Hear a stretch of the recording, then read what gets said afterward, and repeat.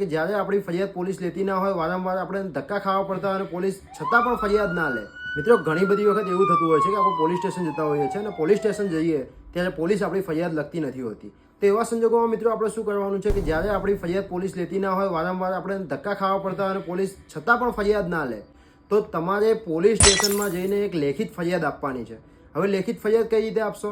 તો આવો તમને જણાવું કે જો આ તમને ડિસ્પ્લે પર જે સ્ક્રીન પર દેખાય છે એવી રીતના એ ફોર્મેટમાં તમારે પહેલાં તો પ્રતિશ્રી કરીને પોલીસ ઇન્સ્પેક્ટર લખવાનું છે, પછી જે તે પોલીસ સ્ટેશન છે એ પોલીસ સ્ટેશનનું નામ અને સરનામું લખવાનું છે. ત્યારબાદ તમારે ફરિયાદી એટલે કે તમારું નામ લખવાનું છે. પછી વિરુદ્ધ આરોપી એટલે કે જે આરોપીઓ છે, જેણે તમારી સાથે ખોટું કૃત્ય કર્યું છે, તમારી સાથે ગુનો બન્યો છે, એ ગુનો જે વ્યક્તિ આચર્યો છે એનું નામ, અને જો એનું નામ સરનામું તમને ખબર ના હોય તો તમારે અજાણ્યો માણસ એવું લખવાનું છે. ત્યારબાદ બાબતમાં તમારી સાથે જે બનાવ બન્યો છે એના ટૂંકમાં વિગત અને જેની ફરિયાદ બાબત જે તમે આ જોઈ રહ્યા છો ફોર્મેટમાં એ પ્રમાણે લખવાનું છે. ત્યારબાદ તમારે જે છે જે તમારી સાથે બનાવ બન્યો છે તેની હકીકત લખવાની છે. એમાં ચોક્કસ સમય, ચોક્કસ સ્થળ દર્શાવવાનું છે અને જે ઘટના બની છે એ ચોક્કસ રીતે દર્શાવવાની છે.